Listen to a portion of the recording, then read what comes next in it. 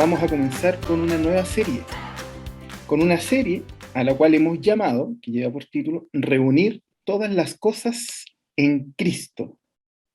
Reunir todas las cosas en Cristo. Y va a ser un estudio, vamos a estar muchos viernes, estudiando la carta a los Efesios. La carta a los Efesios.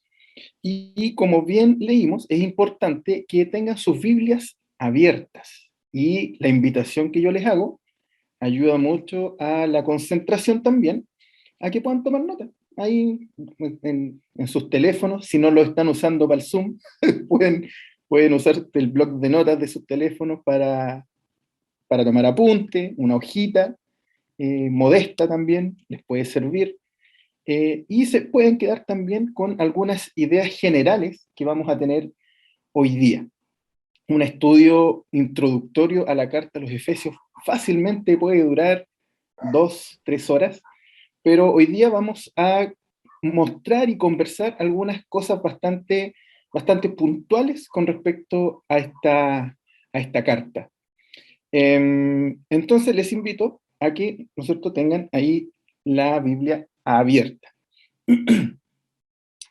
Pero antes de comenzar, me gustaría detenerme unos minutos en el nombre que tiene esta serie, que se llama Reunir todas las cosas en Cristo. Reunir todas las cosas en Cristo. ¿Por qué tiene el título? ¿Por qué tiene este título? Porque junto con ser el título de esta serie, es la idea central de la carta completa. Es la idea central de todo lo que el apóstol Pablo nos comparte en esta epístola. Todas las cartas de la Biblia, perdón, todos los libros de la Biblia, incluidas las cartas de Pablo, tienen una gran idea general, una gran idea central. Y esta dice esto, dice reunir todas las cosas en Cristo. Y aquí hay un concepto que es muy bueno y muy importante también poder explicarlo para que podamos entender bien el sentido de esta frase. Porque este reunir no solamente significa, ¿no es cierto?, juntar. Tiene un concepto muy, muy amplio alrededor de toda la carta. Porque este reunir también significa reconciliar. Significa unir y significa restaurar.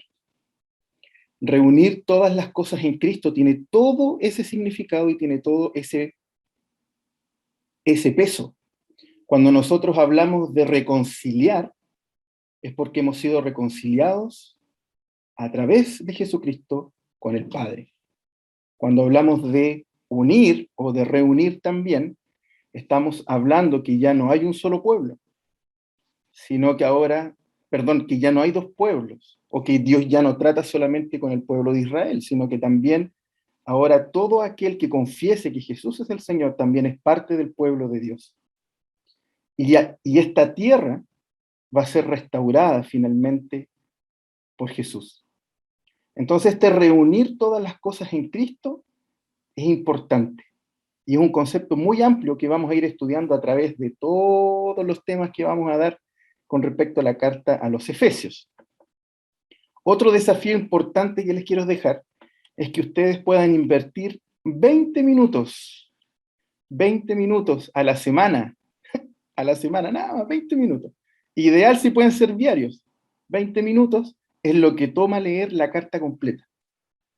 6 capítulos, 20 minutos de su día, 20 minutos de su semana, para que puedan leer y puedan reflexionar con respecto a la carta a los Efesios. Entonces, es importante que ya nos vayamos quedando con estas ideas de reconciliar, de unir y de restaurar. ¿Qué es lo que vamos a ver hoy? ¿Qué es lo que vamos a ver hoy día? Vamos a hablar acerca del autor de la carta. Va a ser lo primero que vamos a ver. Vamos a hablar acerca del autor.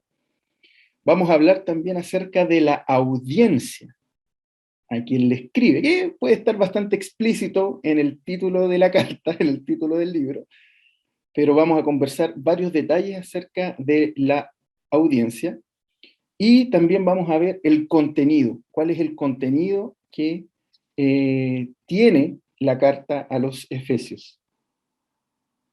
Entonces, les invito a que partamos. Les invito a que partamos. ¿Y cómo lo vamos a hacer? Vamos a partir primero hablando acerca del autor de la carta, y para eso vamos a leer el primer versículo, la parte A del primer versículo, y vamos a ir un poco conversando acerca de las cosas que nos va a ir entregando también este libro que nos ha dado el Señor. Entonces, el primer versículo dice así, capítulo 1, verso 1. Dice, Pablo, apóstol de Jesucristo, por la voluntad de Dios. Versículo 1, parte A, ¿no es cierto? Para este primer punto que vamos a hablar acerca del autor. Pablo, apóstol de Jesucristo, por la voluntad de Dios.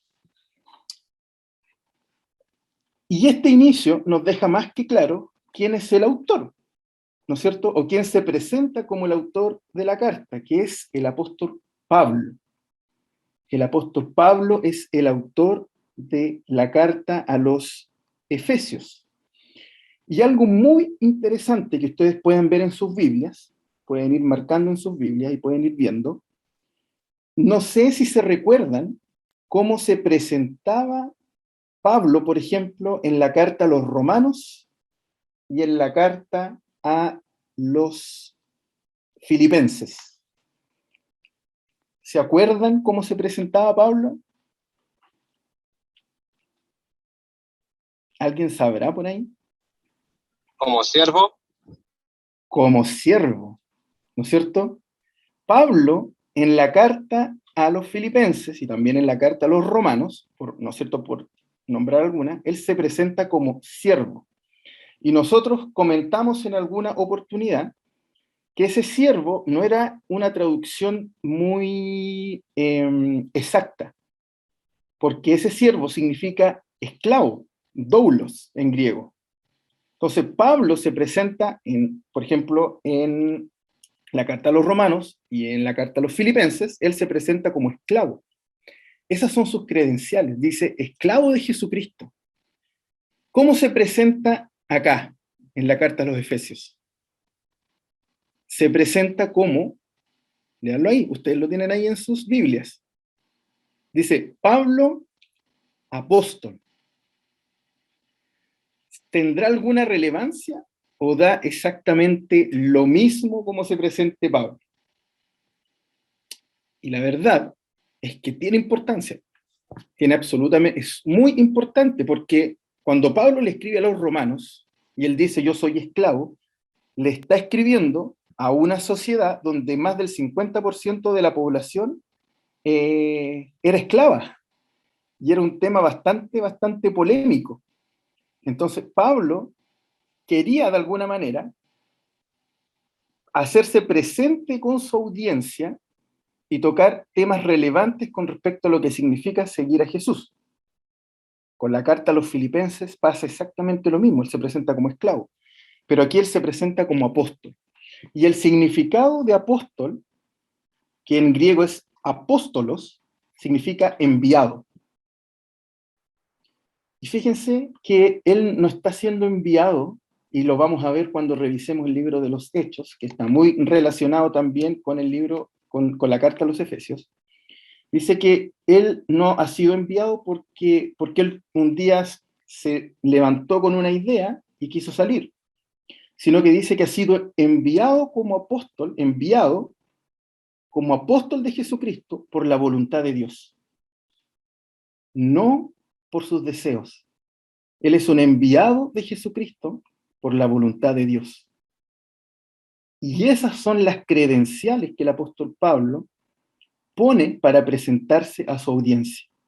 En vez de decir esclavo, él dice, no, yo soy Pablo, enviado de Jesucristo, no por mis propios deseos ni por mis propios méritos, sino por la voluntad y el deseo de Dios.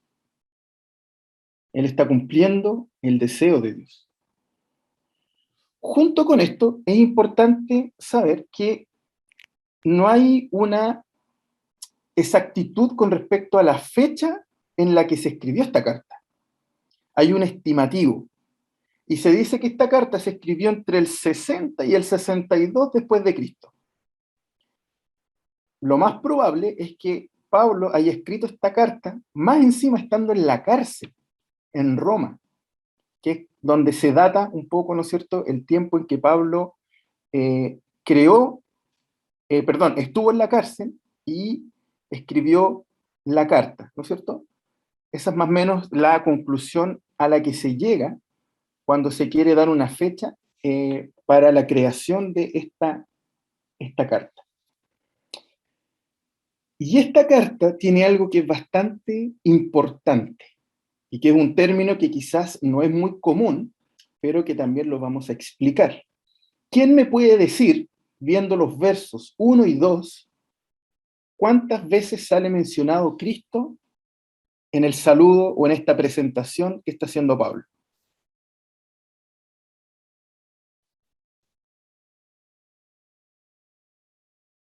¿Quién me hace ahí un gesto con los dedos? Muy bien, excelente, excelente. 3 veces, 3 veces en 2 versículos. Y esto a lo mejor podría significar nada o podría pasar sin pena ni gloria, pero fíjense que es un indicador de la cantidad de veces y de la intención que tiene el autor por mostrarnos a Cristo en el texto. Cristo es la principal figura o el centro de todo el mensaje de la carta. Por eso que se dice que esta carta es cristológica. ¿Qué significa cristológica? Que basa su contenido y su significado en la figura y en la persona de Cristo. Que Cristo, de alguna manera, ha sido la fuente del estudio de esta carta. La fuente, el recurso mismo que Pablo ha usado, ha sido Cristo. Y fíjense cómo es de importante la centralidad de Cristo. Porque nosotros, por ejemplo, tenemos 4 evangelios donde podemos observar el ministerio de Jesús en la tierra, de todo lo que enseñó, de todo lo que mostró, de todo lo que compartió. Pero esta carta es un estandarte a la obra de Jesús. Un cristiano, un hijo del Señor, no puede no haber pasado por esta tierra sin haber leído y sin haber releído la carta a los Efesios. Porque los evangelios nos muestran quién era Cristo y qué vino a ser, pero esta carta lo que nos muestra es las bendiciones de Dios Padre para sus hijos a través de los méritos de Cristo. Cómo hemos sido llamados hijos de Dios, cómo hemos sido bendecidos por la obra de Cristo en la cruz, cómo hemos sido llamados de muerte a vida por la obra y por los méritos de Cristo. Esta carta debería ser una lectura, yo creo, diaria, 20 minutos diaria, de todos nosotros para recordarnos qué es lo que hace hoy Cristo por su iglesia. Cómo nos transforma y nos lleva de un viejo hombre a un nuevo hombre. Y cómo Cristo promete estar con nosotros en estos tiempos tan complejos. Por eso que es importante esta carta para todos nosotros. Ahora, ¿qué podemos decir acerca de la audiencia? Aquí empezamos a entrar en tierra derecha. Ya cuando lleguemos al contenido, ahí ya nos vamos a zambullir completamente en este vistazo general que estamos viendo acerca de la carta a los Efesios. Pero, ¿qué podemos decir acerca de la audiencia? Entonces, leamos la parte B del verso 1. Leamos la parte B del verso 1, capítulo 1, que ustedes tienen ahí, que dice: a los santos y fieles en Cristo Jesús que están en Éfeso. A los santos y fieles en Cristo Jesús que están en Éfeso. Y la pregunta de cajón es: que nos mostraba la primera parte del verso 1. La primera parte del verso 1 que nos estaba mostrando al autor de la carta, ¿no es cierto? Que era Pablo y sus credenciales. La segunda parte del verso 1 nos está mostrando a la audiencia a la que Pablo le está escribiendo. Y esta audiencia es bastante particular, porque lo que queda más claro es que es a Éfeso, es una ciudad. Pero cuando Pablo dice a los santos y fieles en Cristo, de toda la ciudad, Pablo le está hablando a los cristianos de Éfeso, a los creyentes. No le está hablando a todos los efesios, sino le está hablando a la iglesia.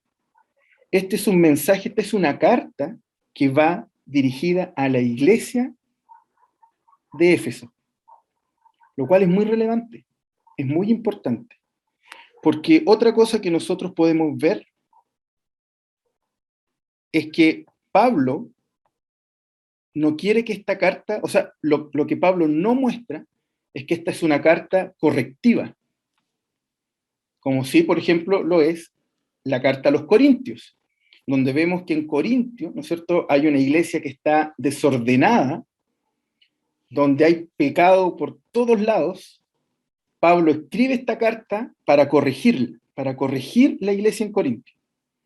Pero no, aquí no habían problemas en Éfeso, por lo tanto la intención del autor no es corregir a la congregación de Éfeso. No tiene esa intención, pero en absoluto.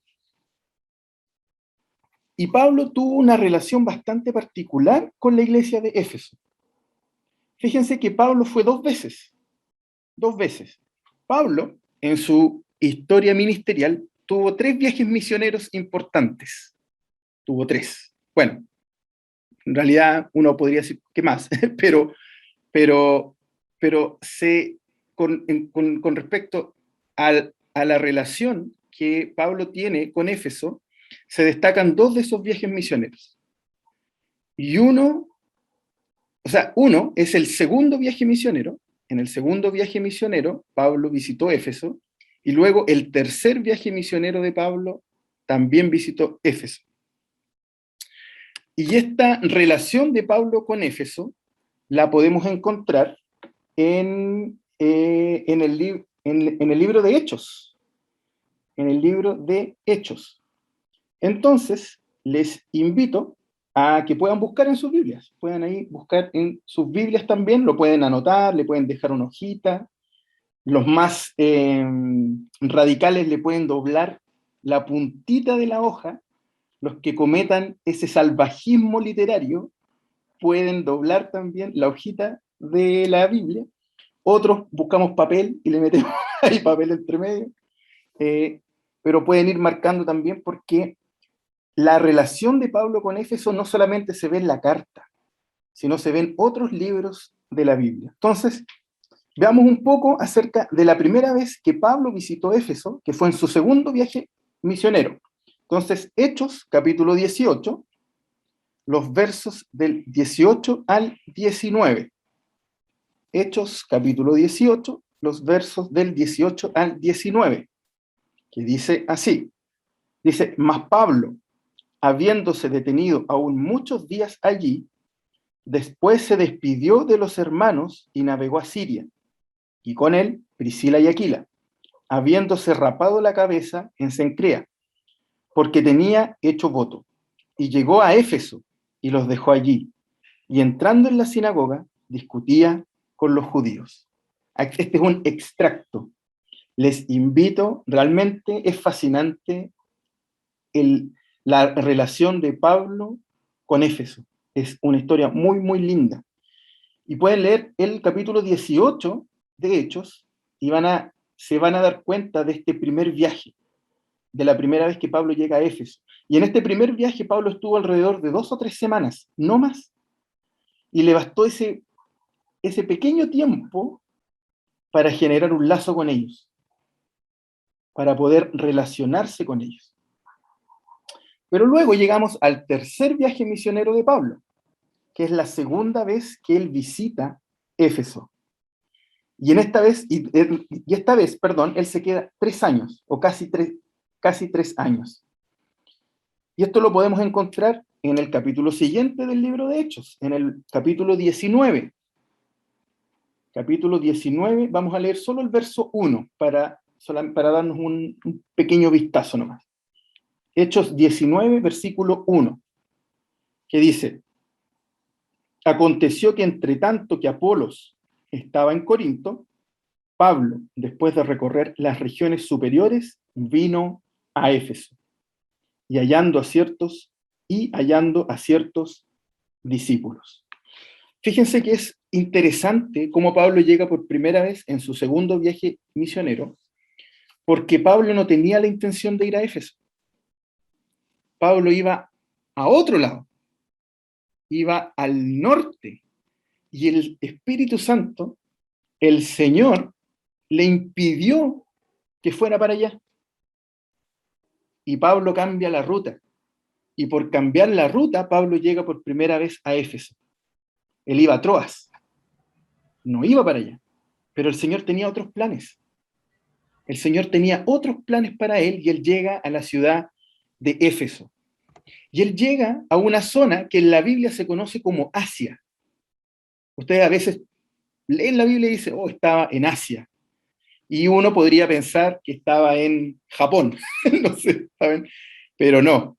En los tiempos bíblicos, Asia era una zona gobernada por los romanos, la que hoy es la actual Turquía, donde estaba Éfeso principalmente, es lo que hoy conocemos como la Turquía moderna. Allí se encontraba Éfeso. Y allí fue Pablo, y en su segundo viaje misionero él estuvo 3 años.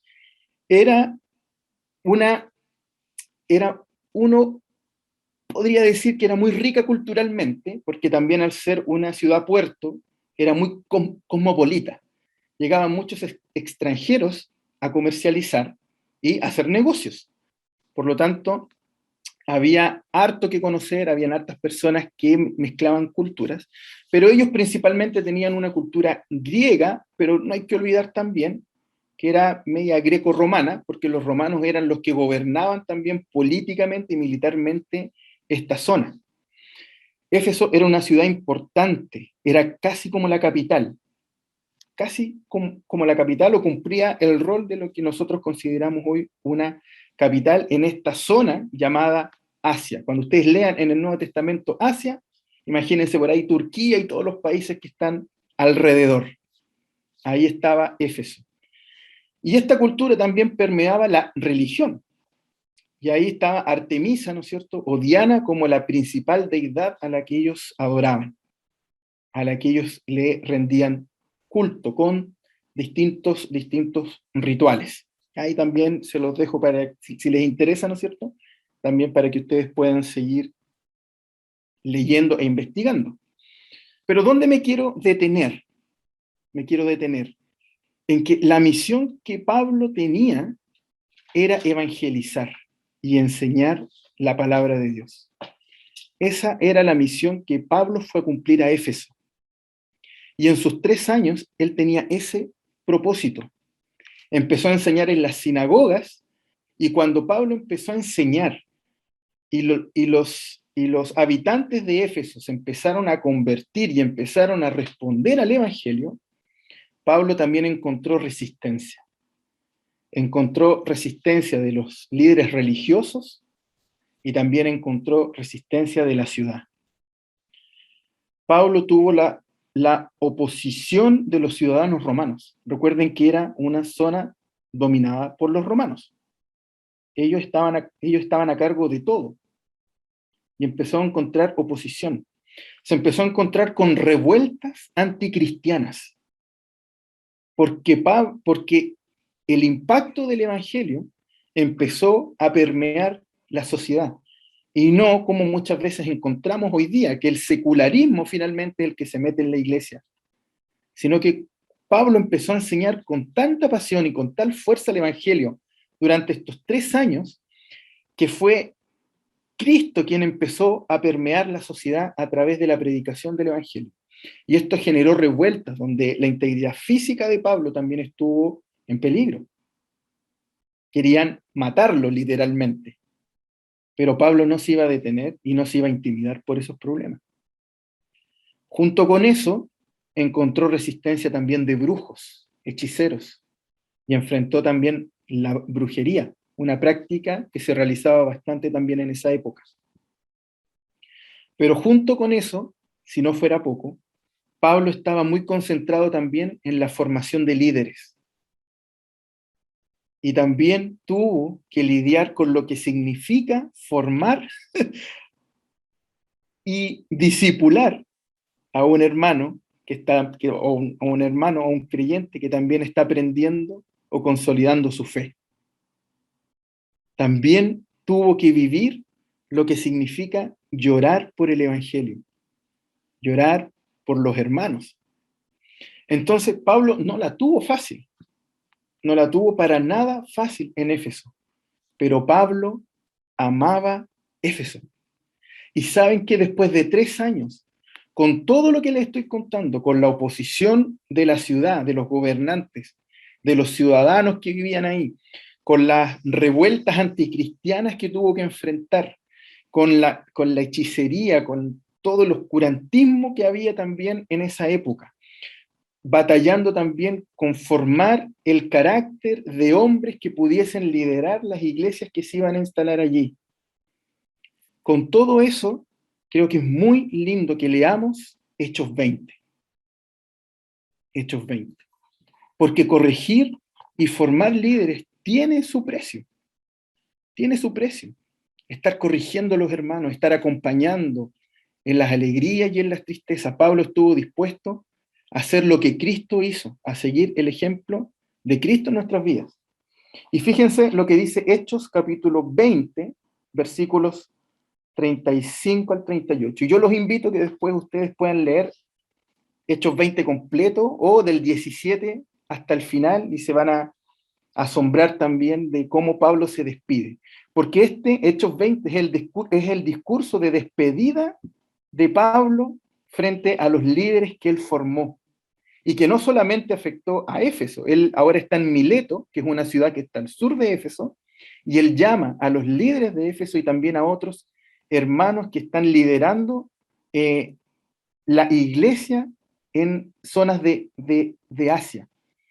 Y con todo eso, con todo lo que Pablo sufrió por el Evangelio, así se despide él. Y dice, en todo os he enseñado que, trabajando así, se debe ayudar a los necesitados y recordar las palabras del Señor Jesús que dijo, más bienaventurado es dar que recibir. Cuando hubo dicho estas cosas, se puso de rodillas y oró con todos ellos, con todos los líderes. Él está hablando a los líderes, con todos ellos, a los pastores. Entonces, fíjense, hubo gran llanto de todos. Y echándose al cuello de Pablo, le besaban, doliéndose en gran manera por la palabra que dijo, de que no verían más su rostro, y le acompañaron al barco. Lo que relata Hechos 20 es cómo Pablo les dice, para despedirse, le dice, ¿saben qué, chiquillos? Recuerden, yo lloré por ustedes, peleamos, los exhorté, los reté, los alenté, entregué todo lo que podía dar, todo lo que el Señor me permitió para enseñar, se lo enseñé. Y con todo eso, Pablo se despide porque sabe que no va a ver nunca más a sus hermanos en Éfeso. El Señor tenía otros planes para él. Solamente se iban a encontrar en el cielo. Dice que estos líderes se aferraron al cuello de Pablo y lo besaban para despedirse. Entonces vemos cómo la relación de Pablo era súper estrecha con la ciudad de Éfeso. Tanto así que generó un lazo, yo creo, muy, muy fuerte con los líderes de esta iglesia. Y nosotros podemos ver cómo esta carta que vamos a empezar a estudiar, o que ya estamos estudiando, pero que vamos ya a empezar a profundizar ya texto por texto a partir del próximo viernes, vemos cómo la Biblia nos muestra no solamente la carta misma, sino también el backstage, lo que pasa por atrás, ¿no es cierto? Lo que está tras bambalinas. Y vemos cómo es una iglesia que no está, fíjense, no está desordenada. Una iglesia donde un apóstol mismo del Señor la fue a fundar y la fue a exhortar y le enseñó el evangelio. Pablo mismo, del cual hemos leído muchas cartas y hemos estudiado mucho también. Pero ¿saben qué? Hay otra referencia a la iglesia en Éfeso. Y esta está en Apocalipsis. Apocalipsis capítulo 2, versos 1 y 5. Apocalipsis 2, versos 1 y 5. Y dice así: escribe al ángel de la iglesia en Éfeso, el que tiene las 7 estrellas en su diestra, el que anda en medio de los 7 candeleros de oro, dice esto: yo conozco tus obras. Le está hablando a la iglesia en Éfeso. Yo conozco tus obras y tu arduo trabajo y paciencia, y que no puedes soportar a los malos, y que has probado a los que dicen ser apóstoles, y no lo son, y los has hallado mentirosos, y has sufrido, y has tenido paciencia, y has trabajado arduamente por amor de mi nombre, y no has desmayado. Pero tengo contra ti, que has dejado tu primer amor. Recuerda, por tanto, de dónde has caído, y arrepiéntete, y haz las primeras obras. Pues si no, vendré a ti pronto, y quitaré tu candelero de su lugar, si no te hubieres arrepentido. Fíjense cómo el Señor le habla a la iglesia en Éfeso, en Apocalipsis, en el último libro de la Biblia. Lo vimos en Hechos, ¿no es cierto? La relación de Pablo con la iglesia en Éfeso. Vamos a ver la carta misma que Pablo le escribe, y finalmente también tenemos este cierre que el Señor le hace a la iglesia en Éfeso, donde le dice: ¿sabes qué? Eres una iglesia paciente, conoces la doctrina. Aquí se enseña doctrina y se enseña bien. Se enseña tan bien y son tan estudiosos ustedes que pueden identificar a los falsos maestros. Así de estudiosos son ustedes, así de responsables son. Pero ¿saben cuál es el problema? Que han olvidado el primer amor. Y fíjense cómo el Señor los llama al arrepentimiento. Los llama a arrepentirse. Entonces, dentro de la Biblia nosotros tenemos, de alguna manera, un relato completo de cómo Dios tiene un trato con esta iglesia, donde nada reemplaza nuestra relación con Dios. Nada. Y las obras que genera en respuesta al amor de Dios, las primeras obras, ese amor que el Señor ha dado. Una iglesia ordenadita, sin ningún pecado aparente, más que el gran pecado de haber, ¿no es cierto?, abandonado al Señor mismo. Eso significa abandonar el primer amor. Y es un ánimo, porque les está diciendo: arrepiéntanse. O sea, vuelvan a lo que corresponde. Estudien la Biblia, hay que hacerlo, exactamente. Pero no es algo académico lo que nosotros hacemos, sino va acompañado de una relación con el Señor. Y por eso que es importante también tener esto. Y así es como llegamos también ya al contenido de la carta, después de haber hecho todo este panorama, ¿no es cierto?, de cómo la Biblia nos muestra esta relación de Pablo con la iglesia en Éfeso.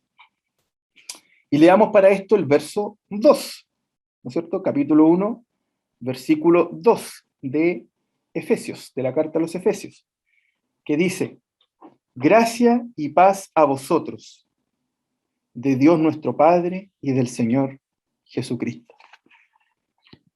Pablo acostumbra a despedirse también así. O sea, hay hartas cartas donde dice gracia y paz. Gracia y paz. Pero esta gracia y paz está enmarcada o tiene como marco, obviamente, el contenido de esta carta. Ahí está enmarcada esta gracia y esta paz. Cuando Pablo dice gracia y paz, es porque toda esta gracia y toda esta paz tiene relación directa con lo que él va a decir después. gracia y paz. ¿Y qué es lo que nos va a enseñar Pablo cuando habla de esta gracia, ¿no es cierto?, de este regalo inmerecido que nosotros tenemos y de esta paz, que no es cualquier paz, pero no me voy a pegar ningún spoiler de lo que vamos a estudiar también más adelante, así que lo vamos a dejar ahí nomás. Gracia y paz. Y con respecto al contenido, nosotros vamos a ver que la carta a los Efesios está dividida en dos grandes partes. En dos grandes partes. Esta es la estructura de la carta. Entonces ustedes, cuando tomen este desafío de leer Efesios alguna vez durante la semana, unos 20 minutitos, se van a encontrar que del capítulo 1 al capítulo 3, ustedes van a ver la verdad teológica. ¿Qué significa esto? Que van a encontrar el conocimiento de Dios expresado en los primeros 3 capítulos. Conocimiento, solo conocimiento. Y en los capítulos del 4 al 6 se van a encontrar con la práctica. Entonces, los primeros 3 capítulos van a encontrar conocimiento de Dios y en la segunda parte van a encontrar la práctica. Y ahí cuando empiece el capítulo 4, ustedes van a encontrar una palabrita que dice pues, y se va a alargar el capítulo del 4 al 6. La verdad teológica y la verdad práctica. Y esto Pablo también lo repite en otra de sus cartas. Ustedes ahora estamos en una serie como iglesia, que es la carta a los Colosenses, y sigue una estructura bastante similar, donde vemos teoría y práctica. Y es que nosotros, fíjense lo grandioso y asombroso que puede ser, que Pablo les deja una carta a la iglesia en Éfeso con esto es lo que ustedes tienen que aprender, esta es la teoría, y esto es lo que tienen que hacer. Y fíjense cómo Apocalipsis dice que se quedaron solo con la teoría, se quedaron solo con el saber y no con el hacer. Y le dice, sus obras han olvidado el primer amor. Y es porque nosotros en nuestra vida no sacamos nada con aprender, aprender, aprender. Si lo que estamos aprendiendo no lo ponemos en práctica. Las verdades de Dios se viven. Todo lo que yo estudio, todo lo que yo aprendo, debe llevarse a la vida práctica. Si no, para Dios no tiene ningún sentido. Ningún sentido. Por eso que al final, en Apocalipsis, le dice, has olvidado tu primer amor. Pon por obra todo lo que has aprendido. Tienes la capacidad intelectual de reconocer un falso maestro, pero no has puesto por obra todo lo que yo te he enseñado. Habiendo Pablo escribiéndoles una carta. Entonces vamos a tener estas verdades teológicas, ¿no es cierto?, de conocimiento, pero también vamos a tener estas verdades prácticas. Como yo les mencionaba en un inicio, no es una carta correctiva, no está en pecado la iglesia en Éfeso. Esta carta tiene el mensaje de mostrarnos a Cristo y su mensaje de salvación divino. Ese es el objetivo, como se los comenté en un inicio. Las bendiciones de Dios Padre para su iglesia a través de los méritos de Jesús, a través del sacrificio y la resurrección de Cristo. Y esta carta tiene el texto clave o los versículos clave, que es aquí de donde nace también el título de esta serie, que son los versos 9 y 10, que los vamos a leer y estos textos van a ser citados en más de alguna oportunidad también cuando nosotros estemos estudiando la carta a los Efesios. Y en Efesios capítulo 1, los versos 9 y 10 dice, dándonos a conocer el misterio de su voluntad.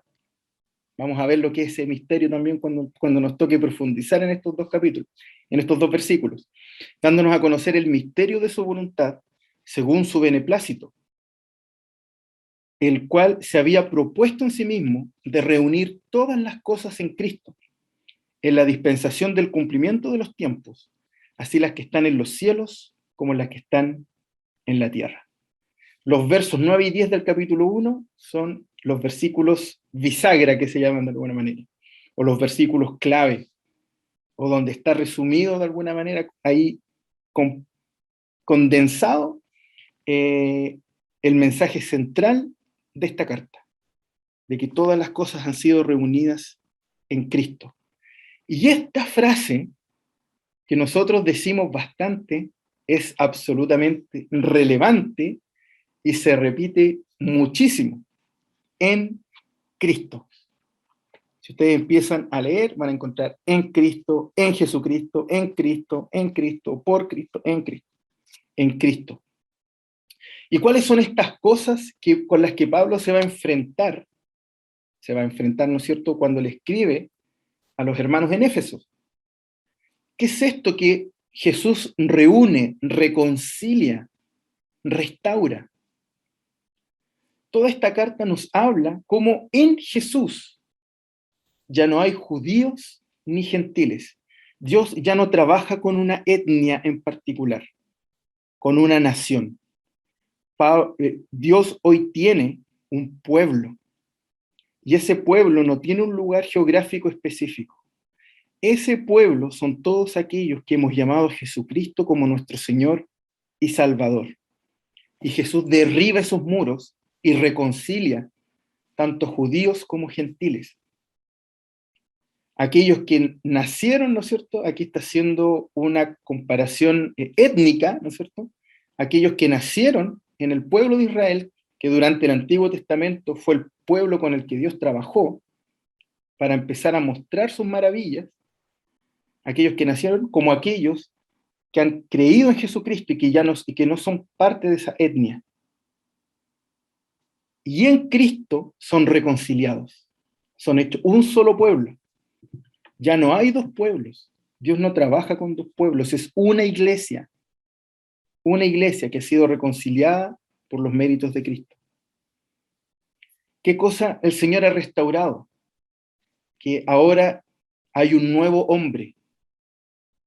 Hay un nuevo hombre que por los méritos de Cristo y por estar en Cristo, nosotros hemos dejado el pecado atrás y somos hechos nuevos y ahora vivimos. Antes estábamos muertos y ahora estamos vivos gracias al sacrificio de Cristo. Entonces, Dios ha reconciliado y también ha restaurado.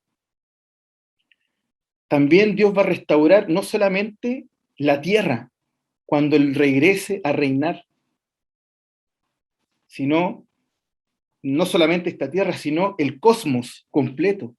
El universo completo, el cosmos completo va a ser restaurado y reconciliado con todo, con todas las potestades y con todo lo que ha sido creado por Dios, va a ser restaurado por Cristo.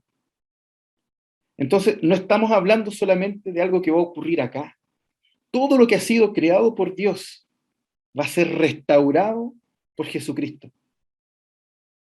Y esta carta nos muestra y nos enseña cómo Cristo reina sobre todo, sobre todo.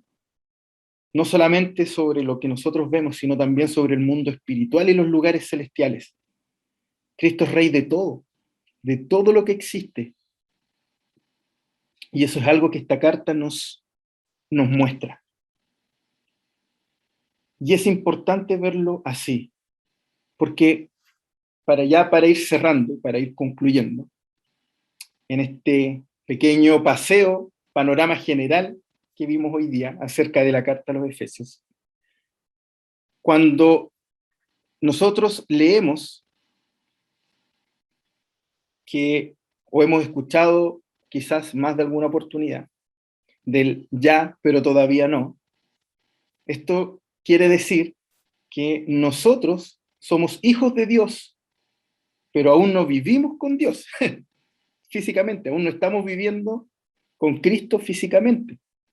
Nosotros somos ciudadanos del cielo, pero viviendo en un mundo caído, viviendo en esta tierra.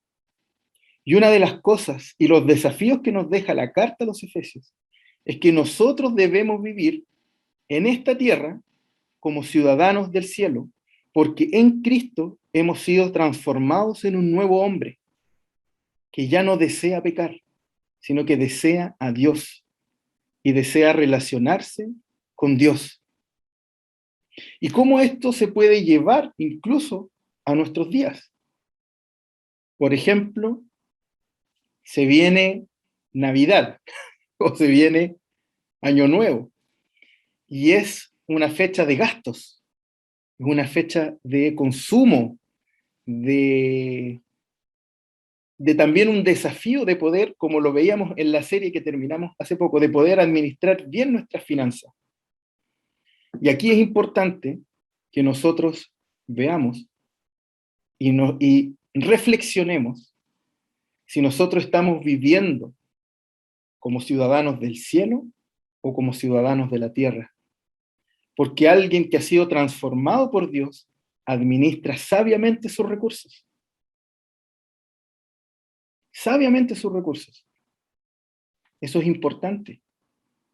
Entonces estamos en esta tensión, en esta superposición de épocas, donde sabemos que Cristo ya nos salvó, que somos sus hijos, que somos parte de su pueblo, pero estamos esperando que Él regrese. Pero mientras Él regresa, nosotros vivimos como ciudadanos del cielo en esta tierra. Estamos también en tiempos de muchas decisiones para elegir presidente, diputado, ¿no es cierto? En otro lado, senadores también. ¿Cómo vamos hacia, o cómo nos involucramos con esos temas? Sabemos que somos ciudadanos de esta tierra también, tenemos que participar, pero nuestra ciudadanía verdadera es del cielo. Estoy dejando quizás que estos temas me afecten más allá de lo que me deban afectar. No, pero es que a mí no me afectan. Bueno, ¿cómo darse cuenta si efectivamente somos ciudadanos del cielo con estos temas políticos? ¿Te enojan ciertas cosas? ¿Salen palabras que no deberían salir con estos temas? ¿Salen pensamientos que no deberían estar? Si eso está pasando y está afectando tus emociones, te da ira, pena, rabia, es porque efectivamente no está pasando desapercibido en tu vida. Nos involucramos, nos metemos, tenemos una opinión, pero nosotros vivimos como ciudadanos del cielo, sabiendo que no hay ningún ser humano, ninguno, que dé el alto. Ninguno. Y que piense como piense o diga lo que diga, se va a hacer lo que Dios quiera. Y que yo con mi voto debo honrar a Dios. Y eso es importante. Es importante. Y esta carta nos enseña a eso. Y principalmente que hemos sido predestinados, hemos sido hechos hijos de Dios en Cristo. En Cristo. Entonces, la relevancia de esta carta es que influye directamente en nuestra vida como iglesia actual, actualmente. Tenemos los evangelios para ver cómo Dios nos muestra qué vino a hacer, cómo lo vino a hacer, por qué vino, pero Pablo nos muestra y nos trae a Cristo a nuestra vida eclesiástica y cómo las bendiciones que Dios ha preparado de antemano para nosotros se muestran a través de los méritos de Cristo. Por eso esta carta es relevante para nosotros como iglesia, porque vemos a través de sus méritos cómo debemos vivir en esta tierra, que antes estábamos muertos en delitos y en pecados, y ahora hemos sido resucitados y hemos vuelto a la vida gracias a Cristo. Es importante que nosotros podamos estudiar, reflexionar y leer acerca de esto, y que el Señor nos permita también ir conociendo y pareciéndonos cada día más a Él. Los invito a orar, chiquillos. Señor, te damos gracias porque tú nos permites una vez más, Señor, poder estudiar tu palabra. Te damos gracias, Señor, porque si hay algo que nosotros aprendemos es que tú, Señor, nos has reconciliado con el Padre, vas a restaurar este mundo caído y que gracias a tus méritos hoy hay un solo pueblo. Y que tú aceptas a cualquier persona que venga con un corazón arrepentido y te reconozca como Señor y Salvador. Que hoy tenemos un solo pueblo que hemos sido reconciliados por ti, y que también tú nos enseñas, Señor, que en esta tierra caída y que cada vez te rechaza más, debemos vivir aún como ciudadanos del cielo. Y nosotros permear la sociedad y no que la sociedad permee nuestras vidas, ni se meta en tu iglesia, Señor. Y como decía Apocalipsis también, que es importante que podamos conocerte. El conocimiento es vital para nosotros, para no ser engañados. Pero ese conocimiento debe ir acompañado de prácticas de nuestra vida cristiana. Señor, ayúdanos porque te necesitamos, porque somos pecadores y necesitamos cada día más de ti. Te pedimos, Señor, que tú nos ayudes todos estos viernes que vamos a estudiar la carta a los Efesios, que nos muestres, Señor, tus maravillas, que el cosmos, el universo completo, Señor, se rinde ante ti y que tú tienes potestad, Señor, sobre todo, en la tierra, en el cielo, sobre el mundo físico y sobre el mundo espiritual también. Te damos gracias, Señor, y te entregamos todo en el nombre de Jesús. Amén.